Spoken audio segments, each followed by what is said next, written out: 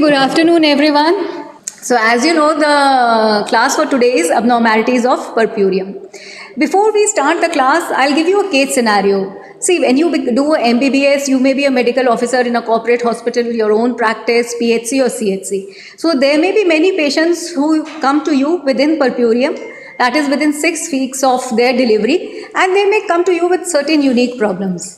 So unless you know what are these problems which occur in purpurium, probably you will not be able to do justice in cases of diagnosis and treating them. So we'll see a case scenario before proceeding for the main class, and after the class we'll come back to the scenario, and then I will ask you what is the case you think it is and how it should be treated. Okay? It's okay? Yes. Very good. Thank you. So this is a case scenario which you may come across while you are sitting as a medical graduate, since you are a doctor of first contact. Okay, you may be in doing your own practice or anything. So there is a patient. She is a 36-year-old primie who had a cesarean section 1 week ago, and she was recovering well. But she presented with fever, with chills and rigor for 2 days. Fine. She has reduced appetite, nausea, vomiting and lethargy. She is breastfeeding her baby and has had very sore nipples since birth, but thought it is okay to have it. In the last 24 hours, she has noticed the left has become sore and red. She has mild abdominal pain at the site of cesarean section wound. She no longer has any vaginal bleeding but has a moderate brown discharge with a fishy odor. Her bowel and bladder habits are normal. On examination, her blood pressure is 120 by 64 millimeters of mercury and her heart rate is 106 per minute. Chest is clear and heart sounds are normal. The right breast is normal, but there is a well demarcated area of redness over the superior lateral aspect of the left breast, which is tender and hot to touch. The uterus is firm and tender, and there are no leg swellings. So if such a patient comes to you, what do you think could be the reason for her fever and how you will proceed to treat her, including the investigations which you will advise her? So this is a case scenario which you can commonly come across in a lady who has delivered and she comes back to you. We will come back to this case scenario after finishing the class, when I expect that you will be able to answer what do you think she is and how we will treat her. So to start with, let us know what is purpurium. So what exactly is purpurium? As you know, when a lady becomes pregnant, her body undergoes a lot of changes. Majority of these changes are in the pelvic organs, that is the uterus, the vagina, the cervix. These are the major organs where transformation occurs. But to support a fetus which is growing, there are changes in other parts of the body, like the heart. There will be some tachycardia, heart has to pump in more blood, cardiac output will increase, blood volume will increase. So we know that there are changes which occur in the body apart from the pelvic organs and other organs of the body too. Now, what is purpurium? Purpurium is the time when all those changes in the body, especially the pelvic organ, revert back to the pre-pregnant state, both anatomically and physiologically. So, we consider purpurium as soon as the placenta is expelled and it lasts for 6 weeks. So, you can be asked, what do you understand by purpurium? So, purpurium, the duration of purpurium is till 6 weeks after delivery, and secondly, it is the time when all body tissues revert back to their pre-pregnant state. Is it clear? So now we come to one of the most common conditions which we were discussing is purpureal pyrexia. Purpureal means which comes in purpurium and pyrexia means fever. Purpureal pyrexia by definition should mean any fever which comes in 6 weeks. But it is not so. We have a definite definition for it. This fever should be at least 100.4. Sometimes there is a reactive rise of fever. In fact, you are very tired, you are upset, there may be 99-degree rise of fever. So that we will not qualify. So they have given certain time frame also, that this fever should come after 24 hours. One single spike of fever within 24 hours, which never gets repeated, may not qualify for purpureal pyrexia. So the points to be considered in purpureal pyrexia is fever occurring in purpurium, after first 24 hours of the delivery, fever should be up at least 100.4 degree Fahrenheit, and though it should come after 24 hours of delivery, it should be within first 10 days of delivery, and there should be 2 separate occasions. Now, this definition has been done. Sometimes patient has mild fever of 99 degree, one single spike, post-delivery just one fever, and then she is okay. Then we need not worry so much about it. However, if she has repeated spikes of fever more than 100.4, which started after 24 hours of delivery, but within 10 days, then it is puerperal pyrexia. So now if, like our patient, she can also qualify for puerperal pyrexia, because she had delivered some 10 days back only. So now what are the causes of puerperal pyrexia? Because when such a patient comes to you, you have to rewind in your mind what could have caused that fever. So what could have caused a fever? Puerperal sepsis. We will go on to describe what puerperal sepsis is. But to help you understand, sepsis means infection, and puerperal is a term which we are using here close to genital tract infection, means uterus or infection of uterus, cervix, vagina. If there is some infection of the genital tract which has been actively involved during the process of delivery and thus exposed to the exterior, there is a high chance that the patient may develop fever because of that infection. Second most common infections which may occur in this phase is urinary tract infections like cystitis and pyelonephritis. As you know that the urethral opening is very close to the genital tract, and during the process of normal delivery, since there has been a lot of exposure per vaginal examinations, there may be infection of the genital tract, and because of the close proximity to the urinary tract, this infection can be transmitted to the urinary tract, and that is why if a patient commonly complains of burning, frequency of micturition, along with rise of fever, then we will try to do a urine routine and culture and accordingly treat her. And we know this is it helps us to know what could be the common causes of puerperal pyrexia. If you don't know what the mind doesn't know, the eyes don't see. So it is very important to be aware that what are the common causes which could have led to her fever. Mastitis and breast abscess. If you remember in the first case, I was telling you she has soreness of the breast, her breast is red. So now if a patient comes to you in this phase, because she's breastfeeding, if she's breastfeeding, she has a cracked nipple or proper hygiene is not maintained, infection of the breast is common. So you need to examine the breast and see if there is any redness, because then only you will be able to treat your patients properly, understanding the infection has originated from which organ. Then if she has a cesarean section, then you will have to check the wound. Is the wound intact or there is some discharge, there is some dehiscence, there is a gape, and if she has received an episiotomy, you have to examine the episiotomy in such patients, that is the infection originating from the episiotomy, is it the gaping of the episiotomy, is there a dirty discharge, a granulation tissue. Sometimes these patients may have pulmonary infections. As you know, pregnancy is a stage where immunity is slightly suppressed. So you will suspect pulmonary infection if a patient comes with fever in the purpurium. She has no symptoms related to urinary tract, genital tract, breast, but she is complaining of cough, respiratory distress, difficulty in taking respiration. Like I would say, in the present scenario, if such a woman comes to me, she has delivered and she is complaining of fever and some amount of difficulty in respiration, what could I suspect? It will be not given in the book, but in the present times, what should I think about? Anyone? COVID? You can never make it a compartmental. Obviously, our books will not talk anything about COVID. But in the present time, when this is a disseminating infection, it can occur to anyone. So pulmonary infections, you might get a chest X-ray done. In the present scenario, I will also get a COVID test done. So you always have to integrate what is happening around in that time scenario to understand what could be the cause of that fever. Then we have a condition called as septic pelvic thrombophlebitis. I will be deliberating it on when we come to the main topic. And sometimes these patients may be having malaria or pulmonary tuberculosis, some past history. Then you have to consider and suspect that there may be a recurrence, because this is a phase of decreased immunity, and accordingly investigate for the same. Coming to the next condition is puerperal sepsis. As I said, that it is the infection of the genital tract which occurs as the complication of delivery is puerperal sepsis.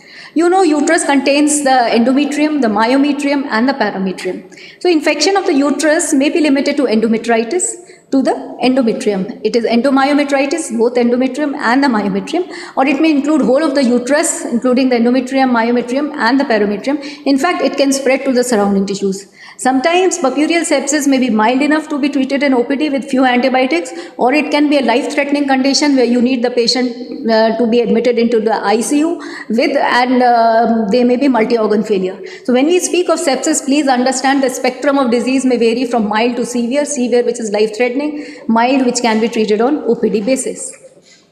So you will say if every patient delivers, then every patient should have puerperal sepsis. Why doesn't it happen to every patient? So there are certain risk factors which predispose a woman to infection by which she might have. Maybe she got herself delivered at some quacks where antiseptic precautions were not taken. So whenever she comes with puerperal sepsis, first thing I'll ask her who delivered you, which institution you went with, and sometimes it's just a small block hospital or a nursing home. So that is also one possibility which we should keep in mind. Other risk factors related to the woman would be she is malnourished, anemic, hemoglobin 5 gram percent. Definitely her ability to fight infections will be less. As in COVID also we are saying those who have comorbidities will be more susceptible to infection. So those who are weak, anemic, malnourished will always be more susceptible to any kind of infection.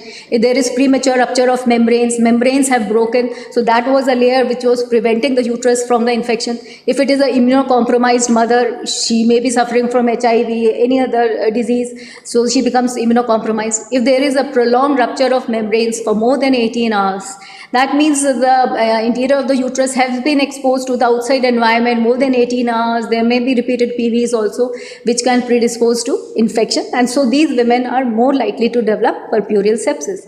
Maternal diabetes again predisposes, diabetes as a disease predisposes any person more to the susceptibility of infections. Intrapartum risk factors could be she had a traumatic delivery, it was a big baby, ventouse was applied, forceps was applied, big episiotomy was given. So all these factors, because when we know, sometimes as an obstetrician, if I know there is a traumatic vaginal delivery, I'll give her a better antibiotic. I might give her an antibiotic for a longer phase. So an astute obstetricians will also see that if a patient has a hemoglobin of 7 gram percent and she has undergone, maybe I need to give her a better antibiotic for a prolonged phase to prevent infection. But suppose she comes from periphery where nobody has thought so much, the facilities were not so good. So these are the patients which can be exposed to puerperal sepsis. Then sometimes the patient has antepartum hemorrhage, postpartum hemorrhage. So obviously with anemia, her ability to fight infections, it goes down. So they will maybe more predisposed to infection. Then sometimes there are retained products of conceptions which stay in the uterus, which can also be a focus for puerperal sepsis. Patient has history of prolonged labor, obstructed labor, or cesarean delivery. So these are all things when a patient of puerperal sepsis comes and she has a history of prolonged labor. She may come from periphery, she may come to a hospital, I went into labor, सुबह 5 बजे, फिर रात के 8 बजे तक, I did not deliver, then they send us to a particular institution. Then you know that these patients may be more predisposed to infections. Similarly, if there is a history suggestive of obstructed labor and cesarean delivery, as you know, it is a surgical procedure. Patients undergoing any surgical procedure may be exposed to infection. So as a clinician, you should have some idea what is a causative organism if you have to think of what antibiotics and how to treat these patients. So the causative organisms, aerobic, are group A, beta hemolytic streptococcus, group B hemolytic streptococcus, the common ones which are otherwise also considered for infections in other parts of the body, Staphylococcus aureus, E. coli, Klebsiella, Pseudomonas proteus. The anaerobic infection which may be associated with puerperal sepsis is Streptococcus, Peptostrocus, bacteroids, Clostridia. So clinical infection, the clinical features, now patient has come to you with fever, now you will examine her. You have seen she has fever, you have touched her, there is tachycardia. So she has history of fever with chills and rigors, there is malaise, she complains of headache. Then if she has some cesarean, you will look at the wound. If the wound is red and swollen with pus formation, then you think that the cause of fever. You'll also examine the breast, you will examine for leg swelling. If you don't find anything, then probably her fever is associated with wound infection. Similarly, uterine infection, patient has fever, she has tachycardia, she has offensive and copious local discharge, uterus is subinvoluted, then there will be pain and tenderness. She has dysuria also. So it is possible she has infection of the uterus which is causing dirty discharge. This infection has traveled to the urinary tract, the bladder, she is having dysuria. So this will help you make a diagnosis whether the infection is from the uterus and the associated organs. If the infection has spread to surrounding organs, there will be tenderness all over the abdomen, even you do abdominally. When you do PV, there will be again tenderness on the fornix, and you may feel there is something bulging also because of the collection of the pus in the pouch of Douglas. So these things help you. Patient has come with fever, you have confirmed she has fever, now you will look for the localizing feature. You will ask her, do you have cough, do you have leg swelling, do you have abdominal pain, do you have foul discharge?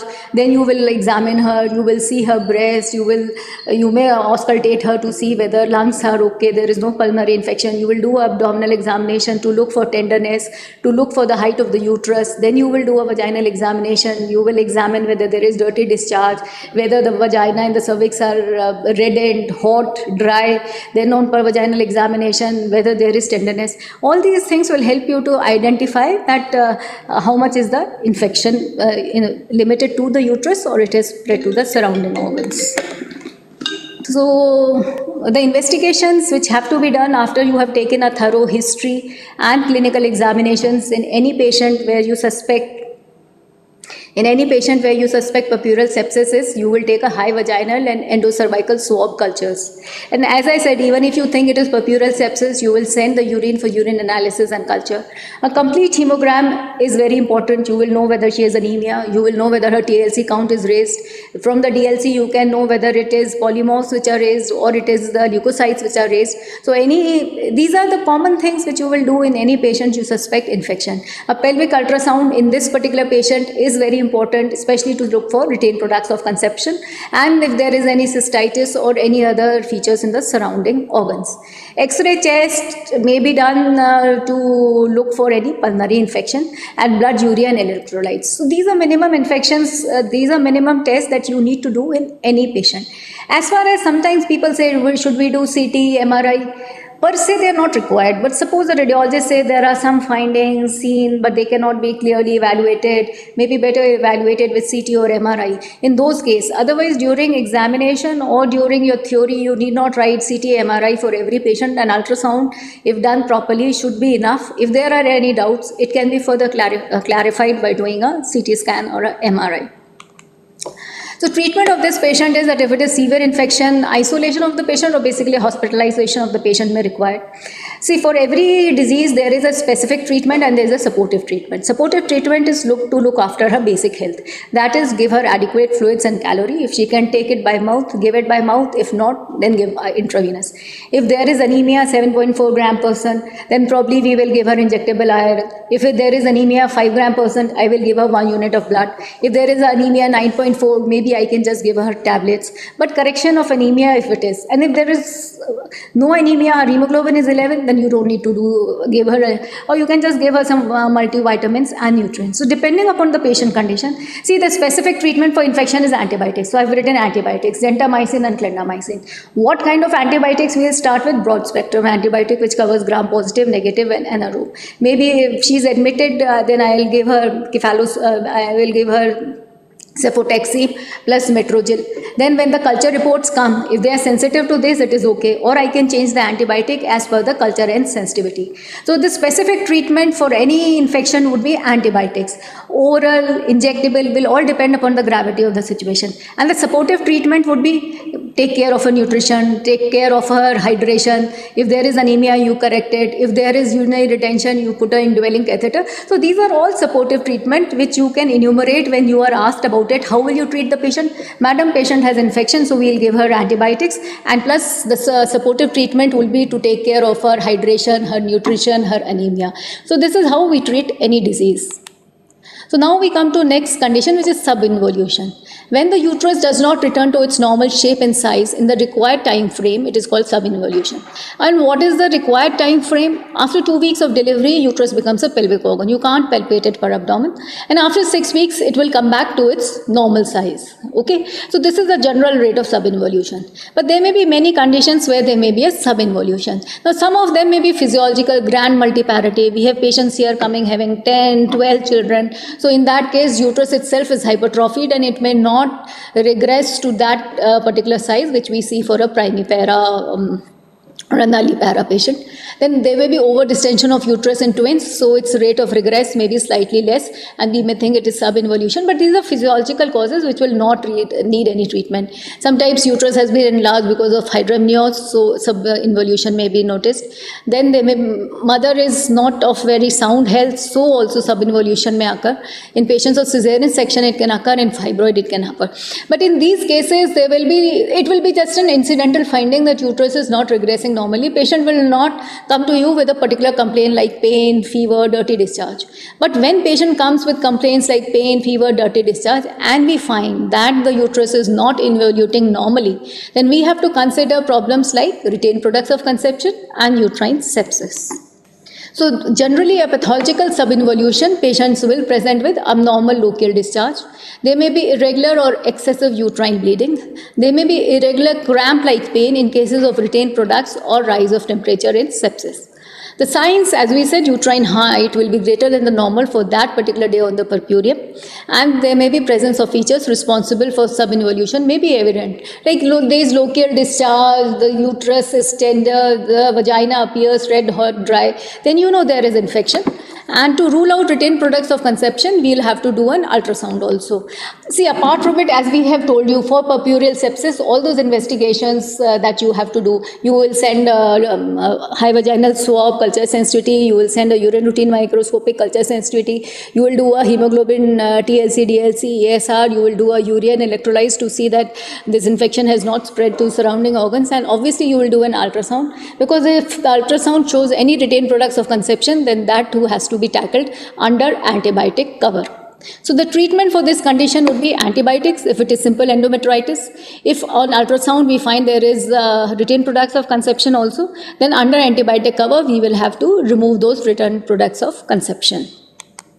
So now we come to urinary problems in purpurium. If a lady comes to you within 6 weeks with some urinary tract problems, then you should assume that this is not a very grave problem. You can, counsel her and reassure her these problems occur sometime, because urinary tract infections are more common because it is in close proximity to the genital tract. So why it is one of the most common causes of purpureal pyrexia, and because there could be recurrence of previous cystitis or pilitis, as during problems during pregnancy we have read and heard that infections of the bladder are more common, because again the urethra is a small just 4 centimeter long, and it is in close proximity to the genital tract. So after delivery, again, if there was some infection earlier, it may reappear. Sometimes asymptomatic bacteria becomes overt, and infections contracted for the first time during purpurium, during frequent catheterization or stasis of urine. So it may be possible that during the delivery, we say empty the bladder, patient may be in second stage, she could not walk down to so you have to put a Foley's or you have to put a plain rubber catheter. So you need to understand that every act of putting in a catheter has a potential risk of 2% of causing infection. So if you have conducted a delivery, you will know that you had catheterized the patient so many times, so that could be one of the causes predisposing her to urinary tract infection. And sometimes, during the course of prolonged labor, there may be a lack of bladder tone and there may be collection of urine, because of which also these patients are predisposed. Organisms responsible are generally E. coli, Klebsiella, Proteus and Staph aureus. And as we have already said, the treatment for this condition would be giving the patient antibiotics. You can start with Smartifer, nitrofurantoin, which commonly tackles all the urinary tract infections. Ask her to have plenty of oral fluids. If there is a lot of pain and spasm, you can give her a painkiller with a antispasmodic agent. And after getting the urine culture insensitivity, if it is sensitive to nitrofurantoin, you can continue that, or you may change the antibiotics as per the culture and sensitivity report. So sometimes these patients have retention of urine also. Now why does it happen more? See, if you are not aware of these problems, you will be suddenly, oh my God, what is this disease? Why it has happened? But once you are aware that this is a common problem which can occur, you can reassure the patient, counsel her, don't worry, everything will be fine. As you know, retention of urine may occur because during the process of delivery, there may be slight bruising and edema of the bladder neck. There may be reflex from perineal injury, there may be unaccustomed position. And anyway, whenever a patient comes to you with a retention of urine, the first thing is put an indwelling catheter at least for 48 hours, start urinary antiseptics and continue for 5 to 7 days. Generally after 48 hours, after putting the catheter, we can remove the catheter. She is already receiving antibiotics, and then we ask her whether she is able to pass urine. If she is able to pass urine normally, then patient can be discharged and asked to continue the antibiotics. So these are common urinary problems which may happen in a woman with purpurium. Now we come to breast complications, and if you remember the first case which I described, that patient has come with infection. The breast is red, as you can see in this picture it denotes. So you can understand this redness, inflammation indicates infection. It cannot be ignored. So her fever may have something to do with this. So acute mastitis can occur during breastfeeding phase, because at times proper hygiene is not maintained. There may be a cracked nipple. Baby's gum may sometimes injure the mother's soft tissues, and common organisms which are associated with this infection are Staph aureus, Staphylococcus epidermidis, and Streptococci viridans. So the infections may lead to cellulitis passing through the breast parenchyma or through the lactiferous ducts. Obviously, as we know, every woman will not have mastitis, but few may have, and it may be because of poor nursing, maternal fatigue, and cracked nipple. Clinical features, like we saw in the first case, would maybe generalized malaise, headache, nausea, vomiting, fever with chills. See, every fever can be associated with malaise, headache. So these things are common only. But she will also have pain and tenderness in one quadrant of the breast. So when a patient comes with a history of fever with pain in breast, please make it a point to examine her breast, or you may miss important cause of fever. The signs will be presence of toxic features, presence of swelling on the breast. Skin is red, hot, flushed, tense, and tender. Diagnosis, you can make a clinical diagnosis only seeing the condition of the breast, which is red, hot, and tender. Now, if this thing is not treated in time, it can lead to a breast abscess. Anyway, patient is also so uncomfortable. She has fever. She's anyway in a bad shape. And sometimes they remain at home. They just try some home remedies, and a complicated condition of breast abscess can occur. So the management of mastitis is breast support, plenty of oral fluids, breastfeeding properly by maintaining local hygiene. She has to clean the breast before breastfeeding, clean the breast after breastfeeding, and patient needs to be given antibiotics like amoxicillin, dicloxacillin 500 mg every 6 hours, or Augmentin can be given. And milk flow should be maintained. I mean, the woman has to say that she has to breastfeed, or she has to take express breast milk. Express breast milk is taken out in a katori chamach, which is already sterilized, and then can be given to the patient. Because if the breast milk is allowed to collect, it can again, that stasis of breast milk will predispose to more infection. So that breast milk has to be let out. So sometimes these women can present with engorgement. It is due to exaggerated normal venous and lymphatic engorgement of the breast. Clinical features are patient may not have fever, but there will be pain, heaviness in both breasts. She'll come to you, there is some pain. There is generalized malaise, some transient fever, and painful breastfeeding. Prevention is avoid prelacteal feeds early. Engorgement means something is full of it. It is engorged. It is not getting emptied. And when something is overfilled, it is engorged. It will definitely lead to a distension and a dull aching pain there. You can understand. So we need to see that the uterus gets emptied. Avoid prelacteal feed, early and exclusive breastfeeding on demand, correct position. Treatment is breast support, frequent suckling, manual expression of leftover milk after each feed. Now sometimes we use breast milk, or the baby is not suckling properly. The woman does at times gives all these complaints. Then we have to see that there is no collection of milk within the breast. So if the baby is not feeding, the rest of the milk has to be manually expressed with the use of breast milk or any other. And at the same time, we have to treat her discomfort. So we sometimes give her analgesics for pain, tell her to completely see that the baby is breastfed and to remove all those extra milk, and at the same time to take care of a fever and pain, and analgesic can be given. Hot fomentation of the breast is also advised to such women. Sometimes, as we were saying, if mastitis is not treated, it can lead to a breast abscess. Features will be flush pus, not responding to antibiotics. Sometimes it may be difficult for you to understand, is it a mastitis or an abscess.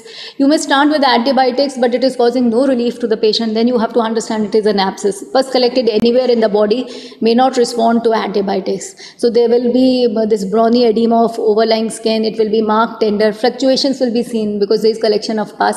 And as this picture donates, the treatment is incision and drainage, and you can see some pus underneath, which is allowed to be drained out, and antibiotics are continued. Patient is given advice on how to continue proper breastfeeding, or at least expression of the milk from that breast so that it heals in time. So next we come to a condition, purpureal venous thrombosis. Any questions in mind you want to ask here? Anything? Any questions?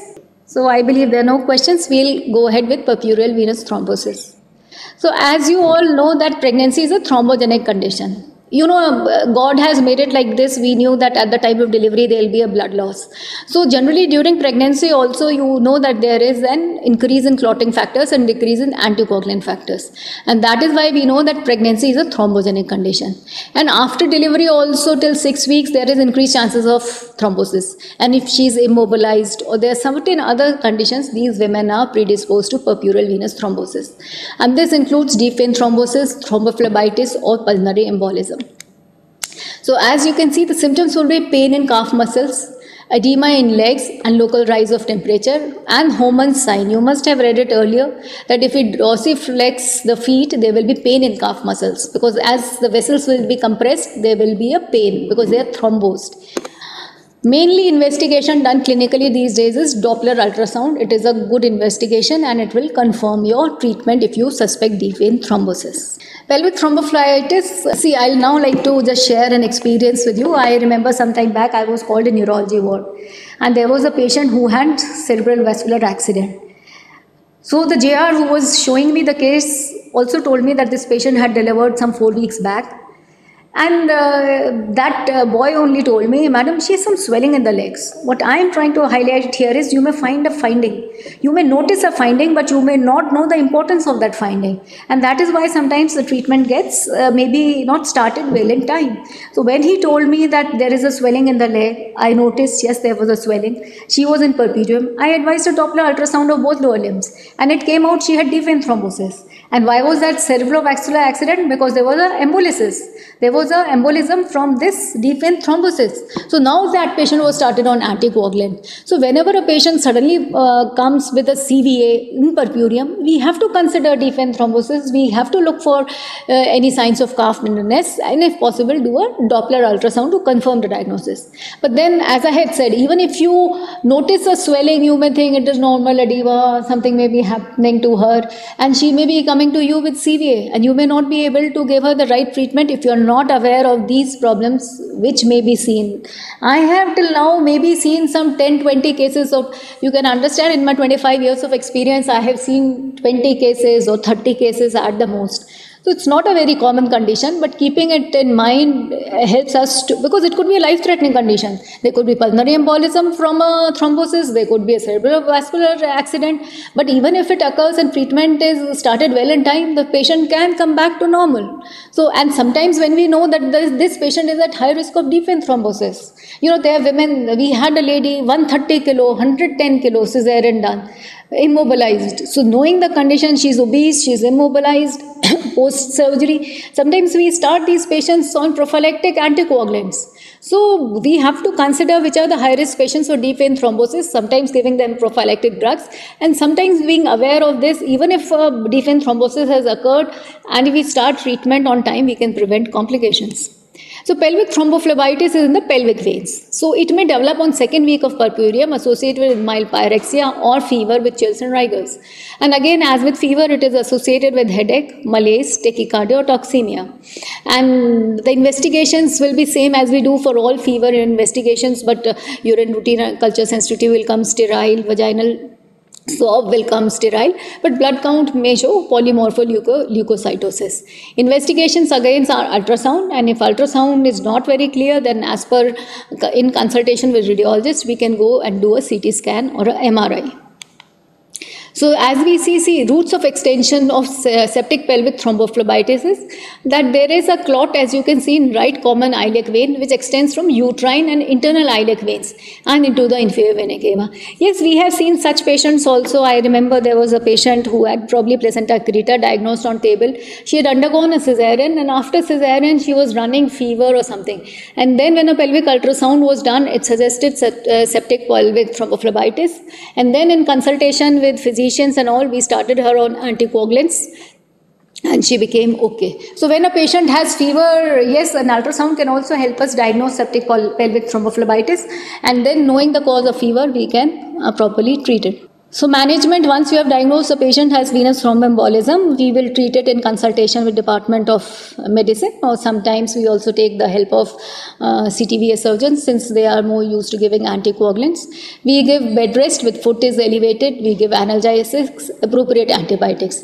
And since it is a thrombosis, we have to give anticoagulants, heparin, low molecular weight heparin and warfarin. Generally nowadays we are using low molecular weight heparin like inaxaprine, which is safer also. Limb physiotherapy is done. Now these are certain new things. Inferior vena cava filters. This is now inserted by a radiologist. The aim of inferior vena cava filters is it will prevent any embolus from going higher up. So it will prevent pulmonary embolism or cerebrovascular accident, which can be a life-threatening condition. And as per the advice of an expert, fibrinolytic agents like streptokinase or venous thrombectomy may be done as per the requirement.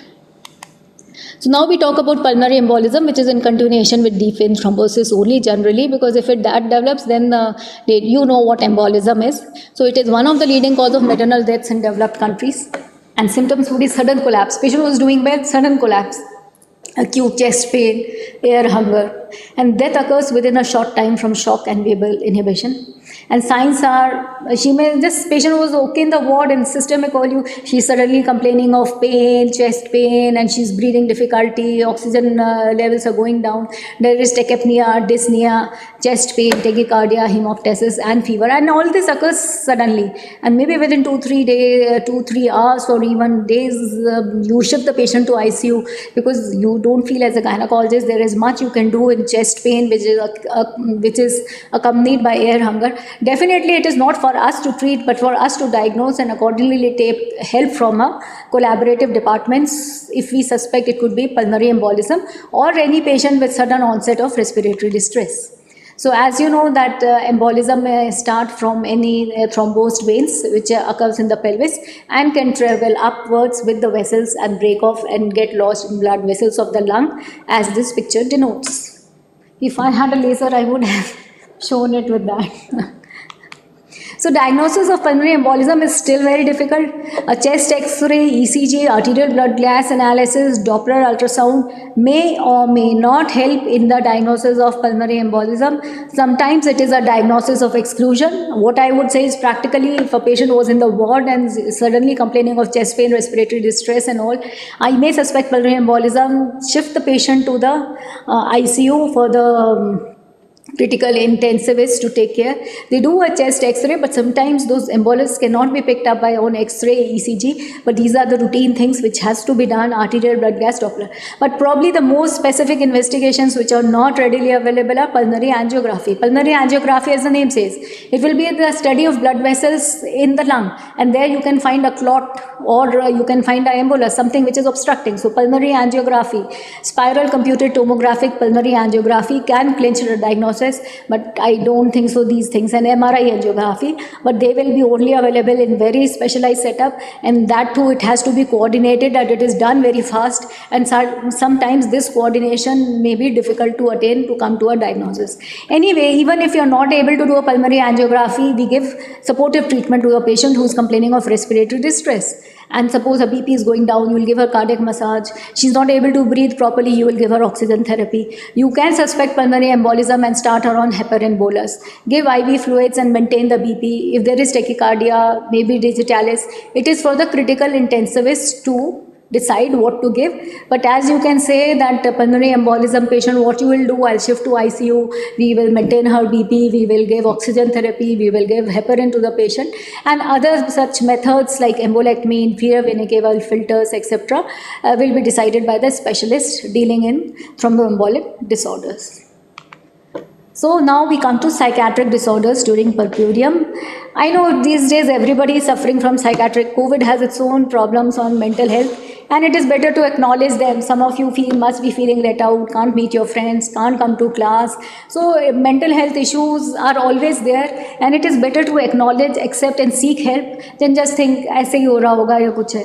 Because psychiatric disorders, the most common kind of purpureal blues, as you say, we are feeling blue, we are not feeling so well.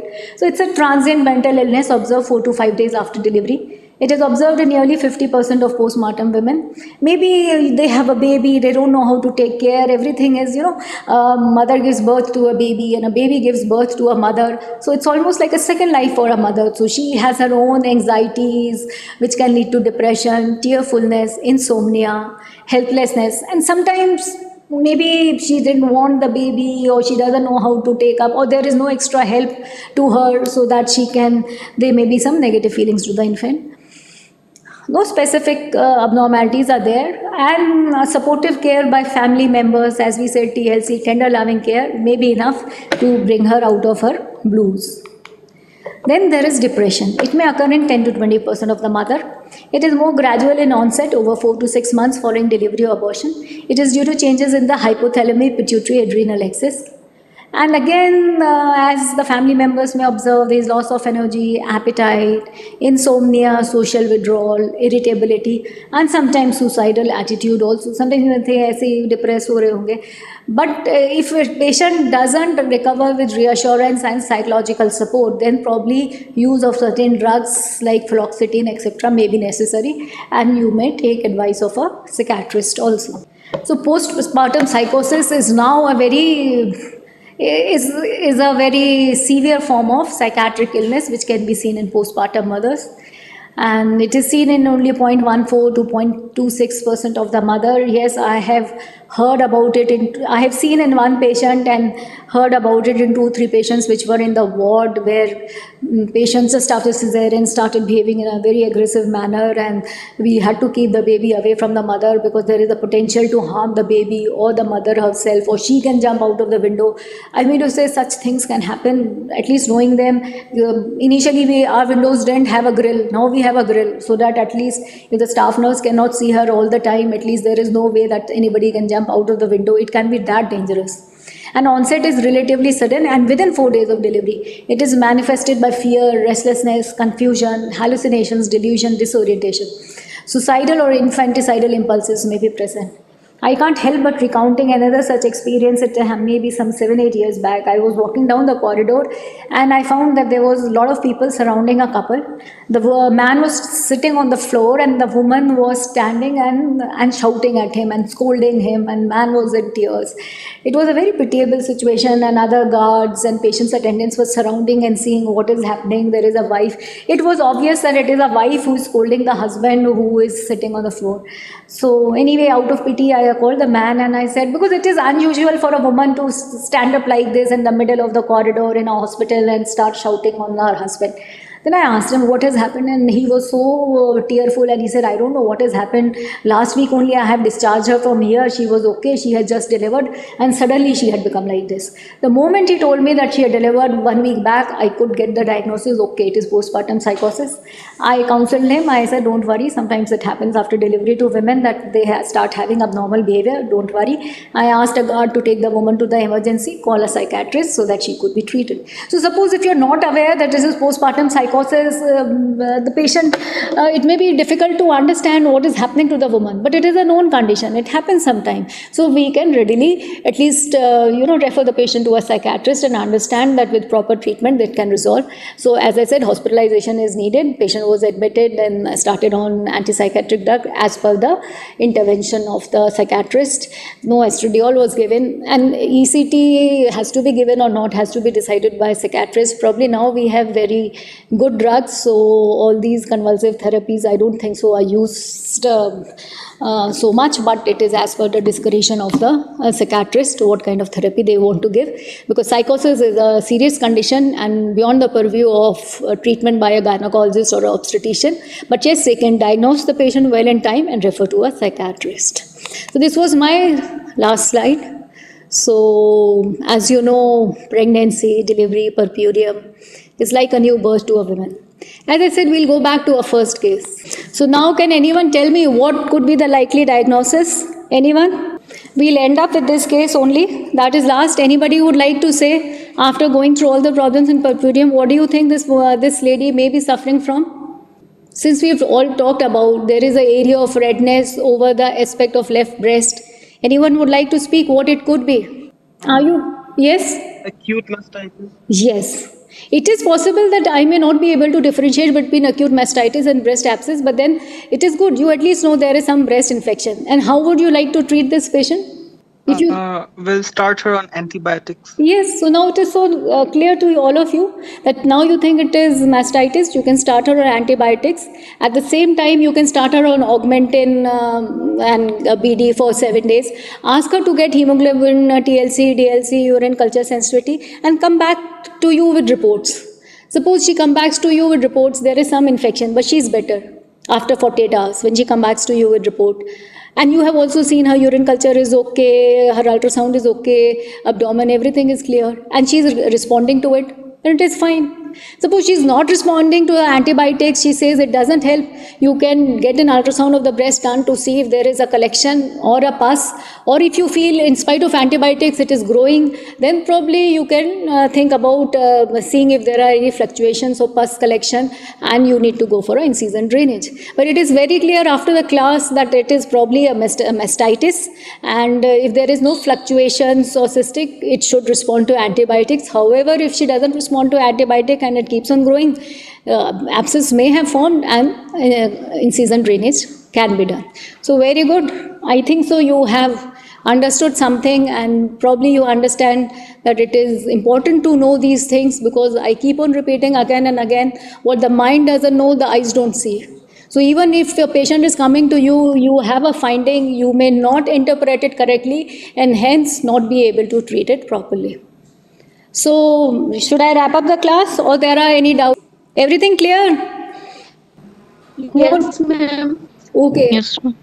Okay, thank you for your patient hearing. I could wrap up the class. Have a nice day. Okay. Thank you, ma'am. Okay, welcome dear. Bye.